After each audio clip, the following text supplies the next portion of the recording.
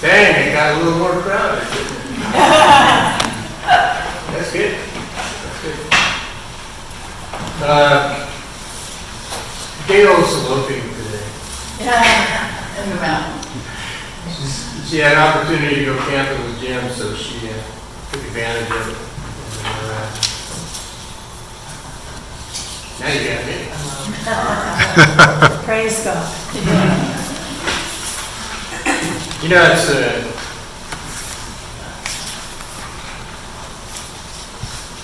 it's an interesting set of readings that we have today.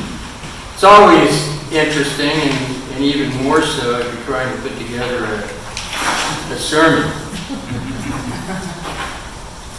Because you want to try to tie things together, Old Testament, Psalm, Epistle, and then the Gospel.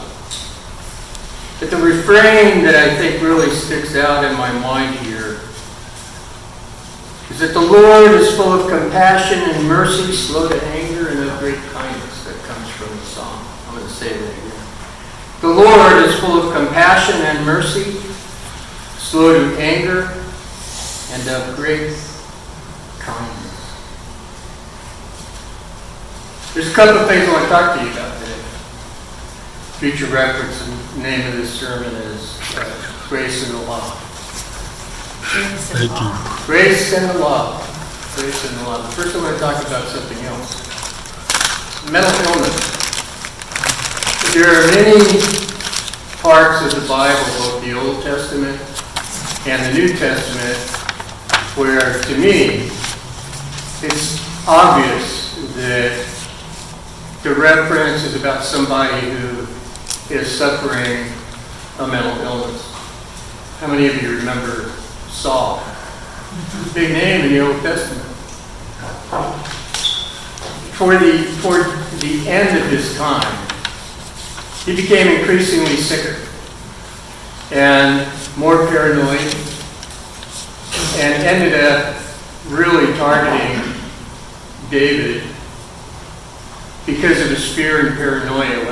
What I see in terms of Saul, somebody who was chronically depressed, probably bipolar, maybe even suffering some symptoms that are psychotic. So what does that mean?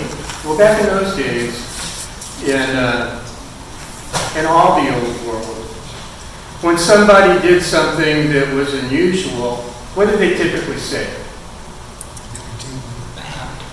What do you say now if you don't want to take the blame for what you did? That devil made me. That devil made me do. The devil made me do. Champion demon, the devil. And so people had to have a way to understand what was going on. How could somebody who had been normal suddenly be acting in such a very, very strange way? And back in those days, strange was strange, just like strange is strange here. They may have used different tools to measure it. But what I see with the lady who Christ healed, I've worked with a lot of people with schizophrenia. Some of you in here have also worked with folks who have schizophrenia, and there are varying levels of schizophrenia.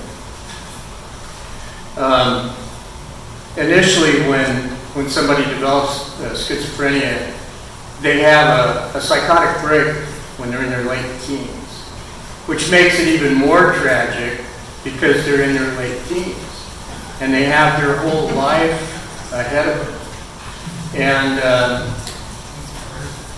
And in situations that I worked, and I worked in many locked units, you know, it was almost like a death sentence, the way that people dealt with youngsters who were diagnosed with schizophrenia.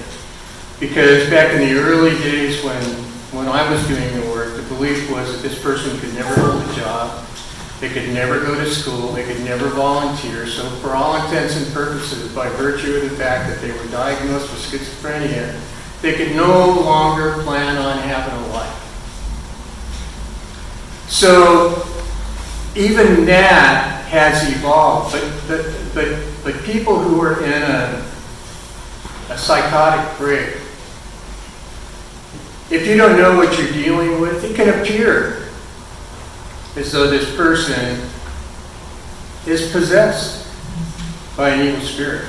Now, this lady in this reference, what I see is catatonic schizophrenia.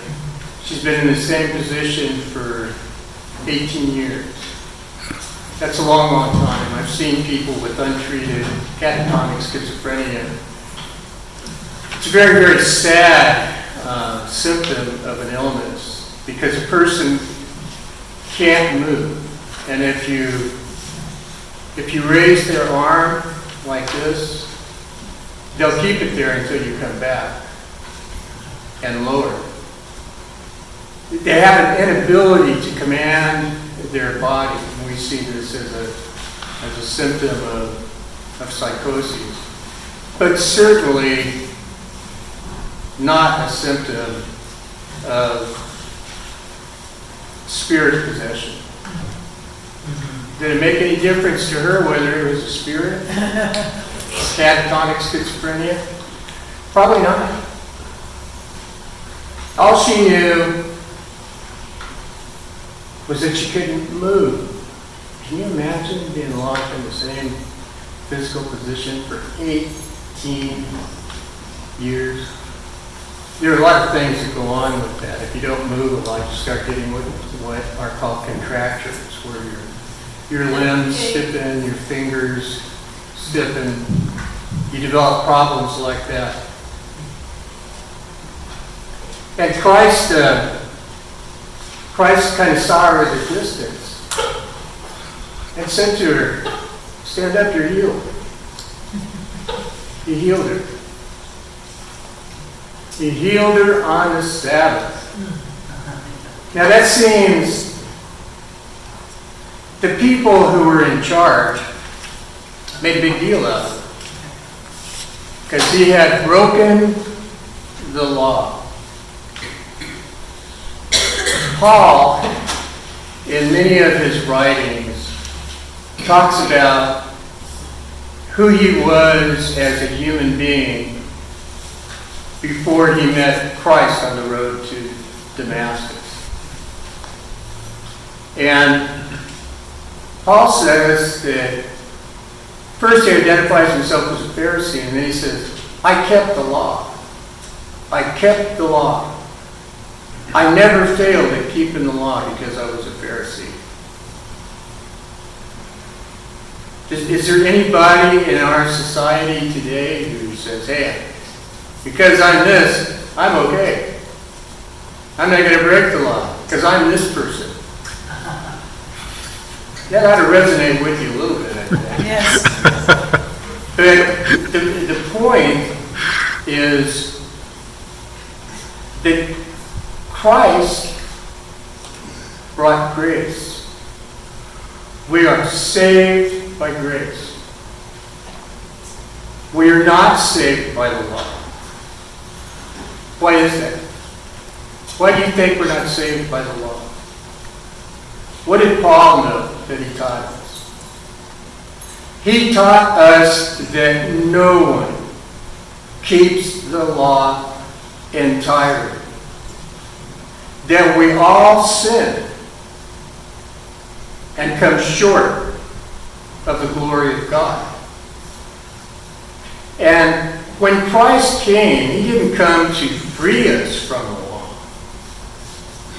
In many ways, when he came, he helped us to understand the law. Because the laws, how many of you remember all the 10 Commandments? Tell the truth. How many of you remember all 10 commandments? Give me a day. Huh? I think I can. Yeah, give me a day. I can't keep Okay, it. let's start. Can you do them in order? No. Is that important?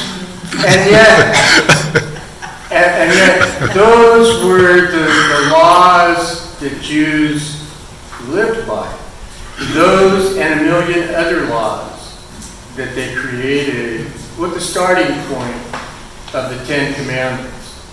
And so, no matter what you did, you were going to mess up. Well, later on, Paul in his writings to the Romans talks about the illumination that he had around the understanding that the law was not the way.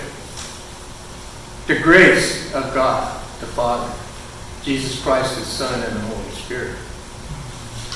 That was the point. The point that we're all responsible for the law. We're all responsible for keeping the law.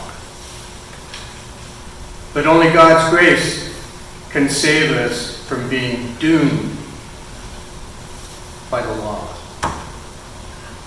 And so Christ, to make his point, started talking about hypocrites. I talked a little bit about hypocrites last Sunday. It's not my favorite thing to talk about, really. But he calls them hypocrites.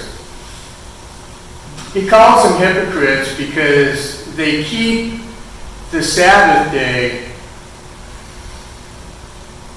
in a way that suits them. They're not supposed to do anything. And one of the things that they're not supposed to be doing is tending their animals. Now, those of you who have pets, like I do, dogs, sometimes your dog needs water. Your dog might need food. And, that might be on a Sabbath day. So do you not feed them? No. So Christ really was talking about the hypocrisy of their position on his healing on the Sabbath. But he really talked to them in a logical way about understanding that if there is a good day to heal somebody, it might be on the Sabbath. But you have to make the leadership aware in many ways of how they were, number one, inflicting themselves on people in general. Because the Jews were not a wonderful group of folks at that time. They really weren't. They weren't keeping the hospitality laws of their own culture in terms of greeting people.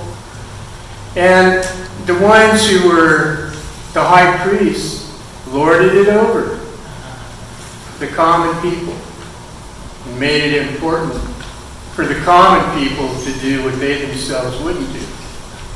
And that's observe the Sabbath. The Lord said, if I want to heal on the Sabbath, I'm going to heal on the Sabbath. He didn't say it exactly that way. But what he said is, again, get your priorities straight. What is more important?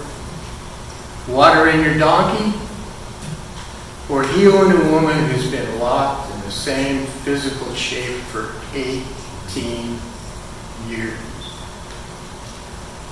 Amen. Amen.